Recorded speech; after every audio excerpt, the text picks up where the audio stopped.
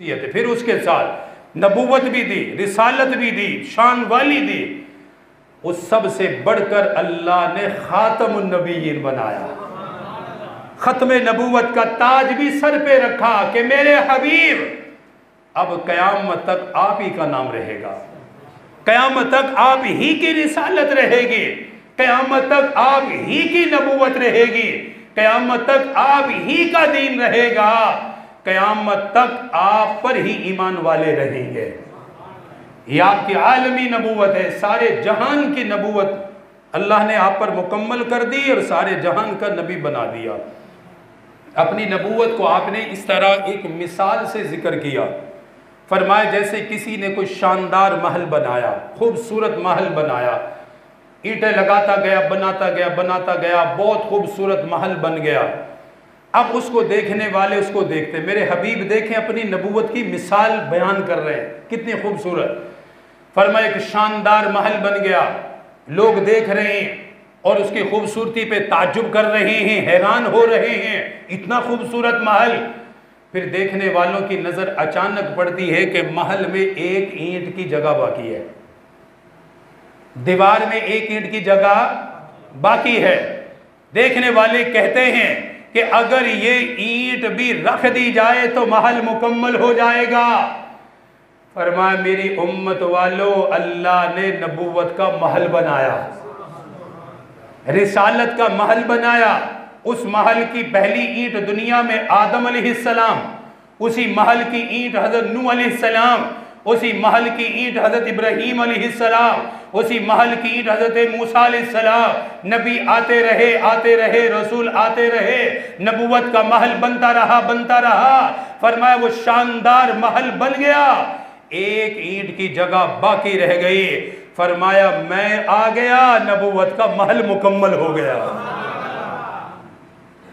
आपने उस नबूवत के महल को मुकम्मल फरमा दिया, वो मुकम्मल हो चुका है। आलमी नबूवत अल्लाह ने आपको दी है, इसलिए मेरा और आपका नबी खातमुन नबीयीन है। क्या है भाई? खातमुन। इस अकीदे को भूलना नहीं है, इस अकीदे को दिमाग में बिठाना है, अपने दिमाग में भी, अपने बच्चों के दिमाग में भी, अपनी नस्लों के दिमाग में भी, कि ला इलाहा इल्लल्लाह मुहम्मदुर रसूलुल्लाह, अल्लाह के सिवा कोई माबूद नहीं, मोहम्मद सल्लल्लाहु अलैहि वसल्लम अल्लाह के बंदे रसूल है। उसके साथ ये भी जरूरी है कि मेरा और आपका नबी आखिरी नबी है, खातमुन नबीयीन है।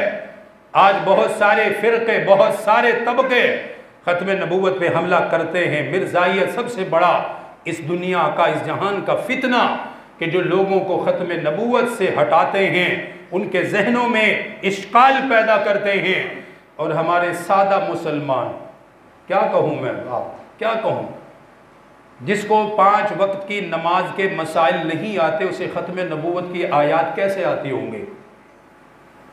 जिस उम्मती को 5 वक्त की नमाज के मसाइल फ़राइज़ नहीं आते, वाजिबात नहीं आते, गुस्ल की सुन्नतें जिस उम्मती को नहीं आती कि गुस्ल की सुन्नतें कितनी हैं, गुस्ल के फ़राइज़ कितने हैं, वज़ू की सुन्नतें कितनी हैं, जिस उम्मती को इतनी मोटी मोटी चीज़ों का इल्म नहीं, जो रोज़मर्रा के मसाइल हैं, उस उम्मत को ख़ातमुन नबीयीन पर क्या दलाइल याद होंगे? इस उम्मत को क्या पता कि ख़त्म नबूवत क्या है, ख़त्म नबूवत के माना क्या है? वो जब हमला करता है, ये बेचारा इतना सादा होता है अपनी सुस्ती की वजह से कि उनके जाल में फंस जाता है, ईमान से गया, सीधा जहन्नुम का ईंधन बन गया। इसलिए अपना ताल्लुक मस्जिद से मजबूत करो। मैं ये बहुत रोता हूँ, ये बात वैसे ही नहीं कहता, दर्द दिल से कहता हूँ। अपना दिल मस्जिद से, अपना ताल्लुक मस्जिद से मजबूत करो, अपना ताल्लुक अपने उलमा से मजबूत करो, ताकि आपको दीन मिलता रहे। मसाइल जो नहीं आता पूछते रहो, मालूम करते रहो। उम्र की कोई ये नहीं कि मुझे शर्म, ये अल्लाह का दीन है, क़यामत तक मसाइल हैं। एक एक चीज़ को पूछ कर उस पर अमल करना चाहिए। कितने सारे भाई बैठे, मैंने कोई गलत बात तो नहीं की, क्या ख्याल है? पता नहीं कितने सारे बैठे होंगे जिनको गुस्ल के फ़र्ज़ नहीं आते होंगे।